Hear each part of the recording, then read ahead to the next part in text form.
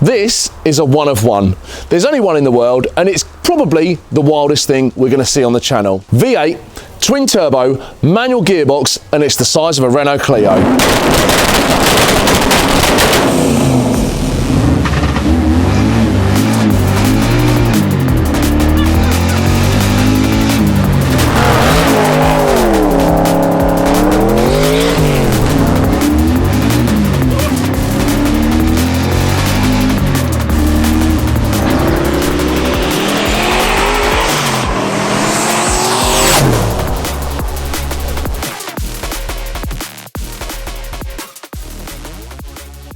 This video is proudly sponsored by HP Tuners, the industry leaders in ECU calibration. They make all the hardware and software you need to tune your vehicle. Head to their website now, or if you'd rather have a professional do it, check out their dealer map.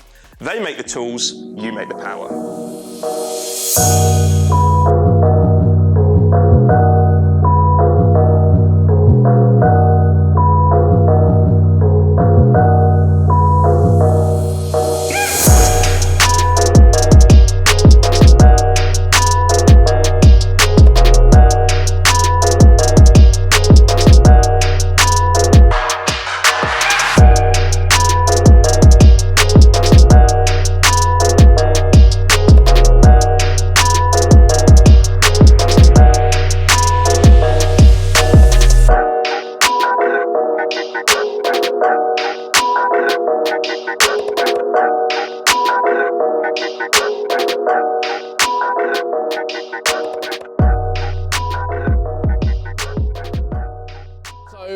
Something that we've been seeing online for a while that we haven't had a chance to see yet. It's James, isn't it? We've come down to see James.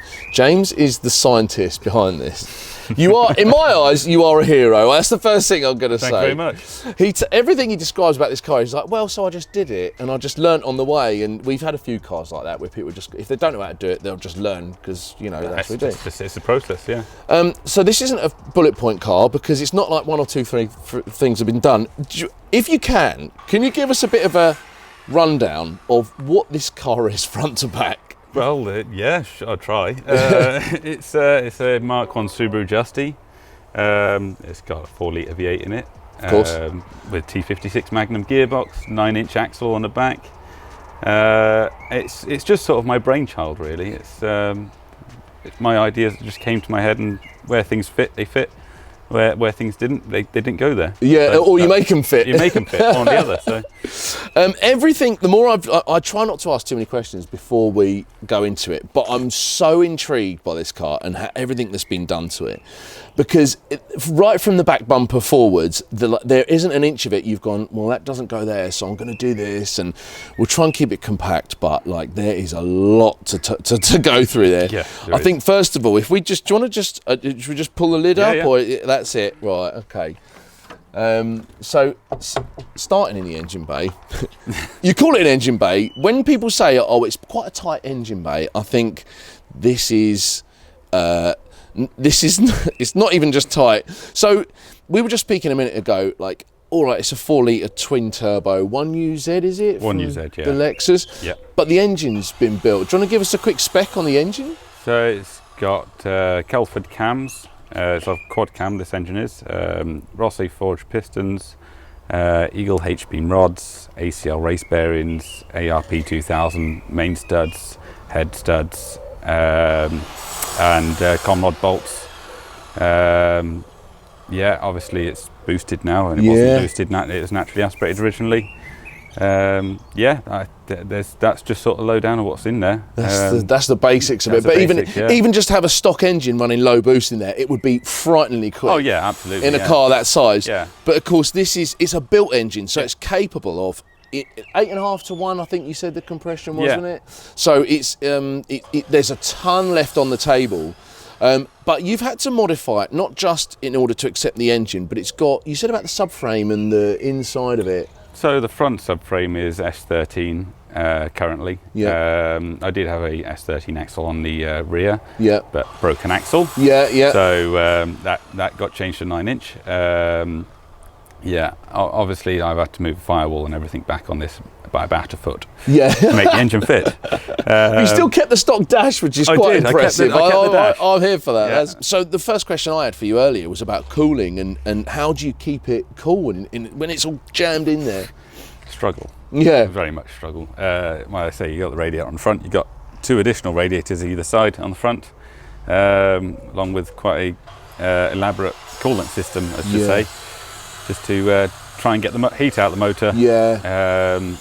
On a sort of driving normally, it's fairly cool. It's not too bad, but traffic, it hates traffic. Yeah. So, yeah. Cleverly, now he plays this down so much because he's just like, well, I just figured it out.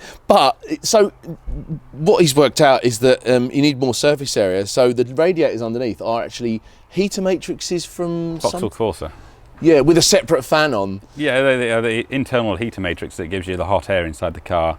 They're now on the front, actually taking the heat off the coolant system. I love it. To cool the engine down. Such a genius. Just show us inside the car quick, because there's a huge amount to talk about inside.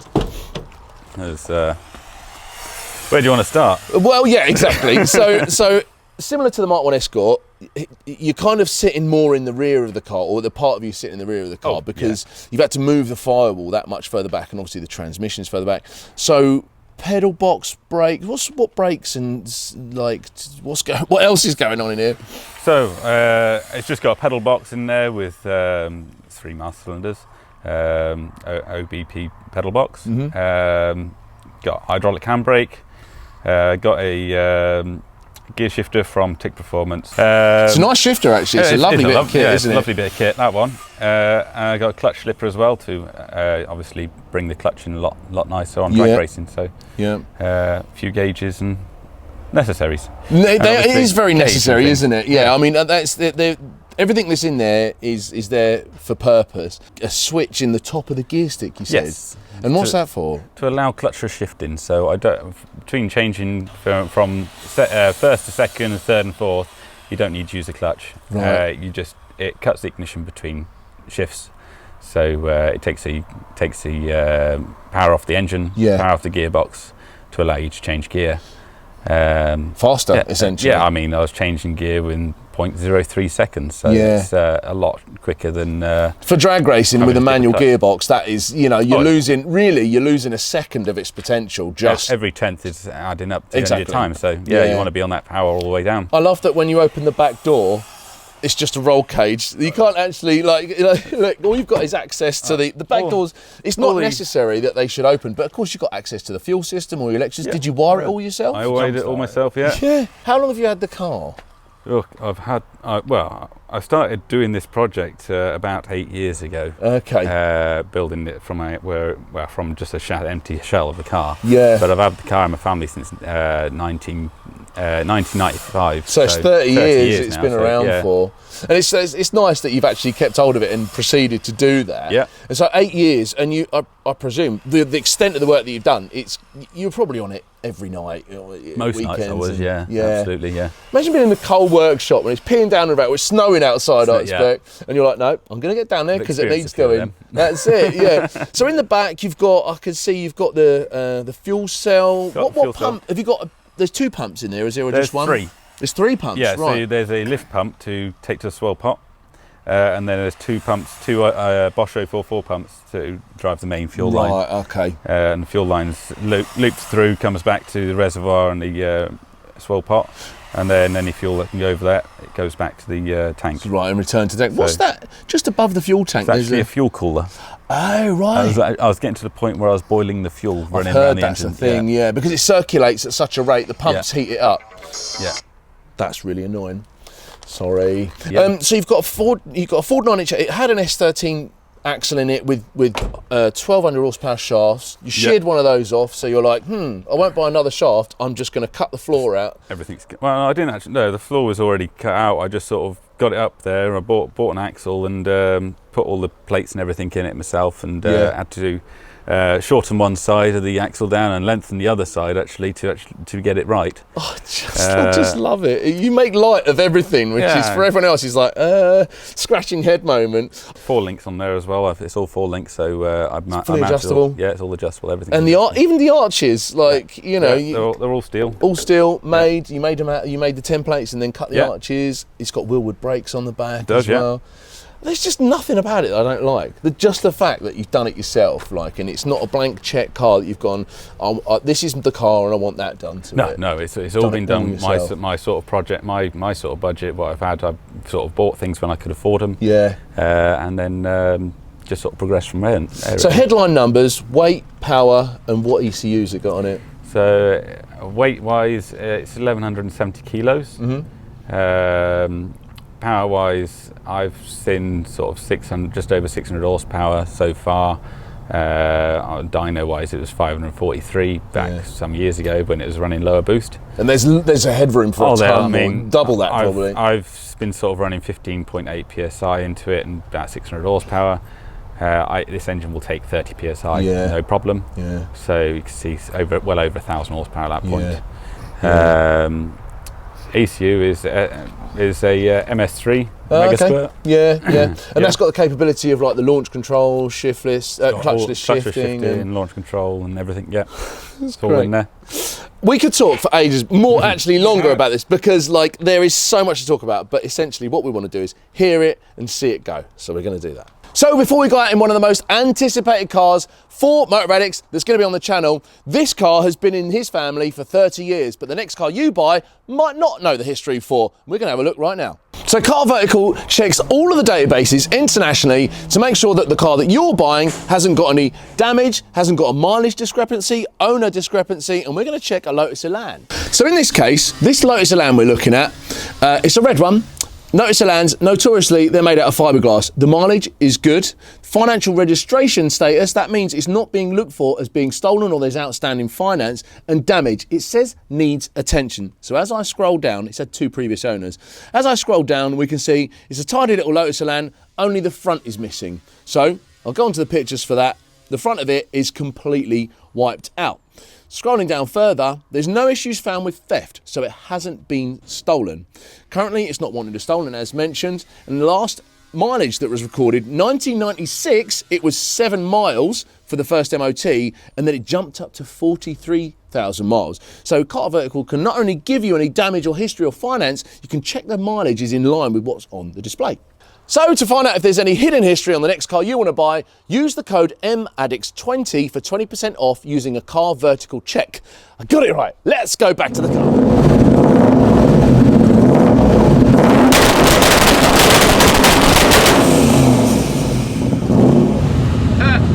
It's tiny in here, isn't it? It is, yeah. Very visceral. There we go. I love it. They're going to move now. You're still sort of like, you're still sat quite far back as well, aren't you? Oh, you are, yeah. You had to extend the steering column. Yeah, quite a bit, yeah. Does the MS data log the wideband? It does. Yeah, data logs everything. I saw you got exhaust temp sensors in the downpipes as well. I do, but they're not working currently. So it data logs everything else. Like I've got a SD card in the ECU, okay. so. Oh, and you can record it all and then check it later on. So anything I do on there, I can plug the laptop in later on. That's cool. What's going on? That's really cool. I'll just move back into the rear window. Brilliant.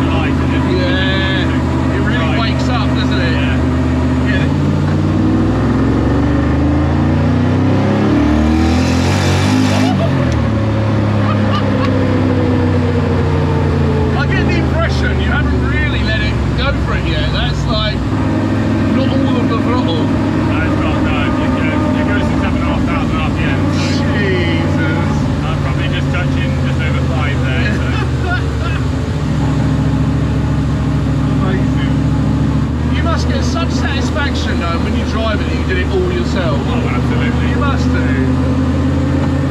Every inch of it. Absolutely. It's just one of a kind. Yeah. I've never driven anything like it. No, and like you said, you probably won't again. It's just, it's done, and that's it. That's your legacy, so to speak. There's so much torque there as well.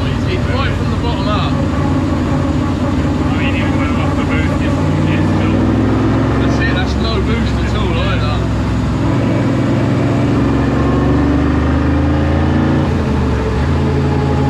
A little bit flutter. Oh man, I was quite surprised. I've been in fast cars, but that last pull there, I was quite surprised how does the steering get light when it's really? It doesn't. It doesn't really, no. It's very well done. Yeah.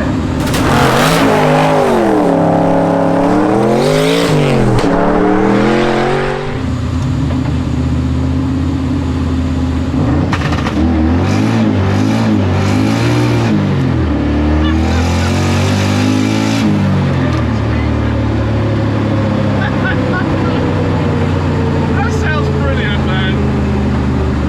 On a 1 to 10 in sound, I think you've hit a 10 there. It's definitely sound. And you can, because the wastegate tubes are so short, you can hear that as soon as they open up, you can hear them. That's fantastic. I feel quite honoured that you've taken me out in this, because this is your pride and joy, and like, all your hard work is here, you know. Oh, yeah. Really appreciate you.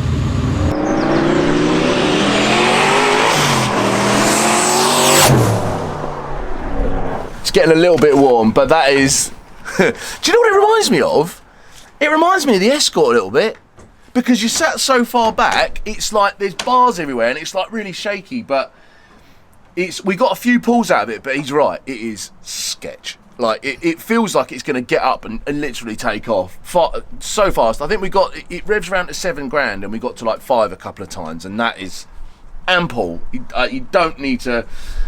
I don't know where you drive it on the road, like flat out. You definitely couldn't. Well, maybe it's one of them when he does his run, what we brung, we go up and see him at the pod. I think you absolutely need to do that, because it's like because it's so short. He puts his foot down and you can feel like I heard from it. passenger. Yeah, you I can just heard feel it. it's moving around, but it doesn't like wheel spin loads, does it? It hooks up pretty well. I said, how far have you driven in this? He said, oh, about, was it 20 miles? 25 miles from around that, Yeah. Farringdon, yeah. I think that I think 25 miles would be, after it, you'll be like, I need to get out for a minute and like have a break. When I took it to an MOT, it was 22-degree day, and obviously in there, Roasting, yeah. Well, fair play. I said that's made my day, and it friggin' has. So there you go. What's the button on the handbrake for? that's line lock. Oh, is it? Yeah. Oh, for the for the brakes. Yeah. For doing entertainment purposes. Yeah, no, wheel spins. Well, if you like what you saw today, enjoy it, because there isn't another one like this, but we're going to try and get more stuff. So if you know someone with something that's tucked away in a garage or something they built themselves, we want to know about it. Get in touch with us through Instagram, Facebook, or YouTube. But Wait there a second. what?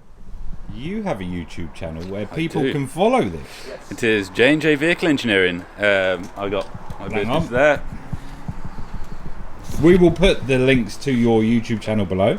Do you have an Instagram and stuff? I don't have Instagram, no. No, I don't so do just social YouTube. media, just YouTube, yeah. Right, we'll put that in the description below, so make sure you go and click if you want to see how this thing was built, because I guess you've got build videos. I've got on all it. the build videos on there and bits and pieces, so it's just a door handle. So. It's just a door handle. Like, what was that? And what can happen, Forrest? Well, after you check out this absolute wizard and what he's done with this, I think you'll appreciate if you appreciate fabrication. You can like, share, subscribe, hit the bell where you can, because for me and us and Stu, Nick's not here because he's lazy. That is your lot. I love crime like Azealia Banks. Catch me if you can, yeah, Tom Hanks. Parts are military, bringing through tanks, yeah. Level share going up in the ranks. Greatness only, giving the thanks. It's London, baby, we got the bands. We go hard, they don't understand. You know how it goes, we stick to the plan. Disruptive, yeah, this the gang. Disruptive.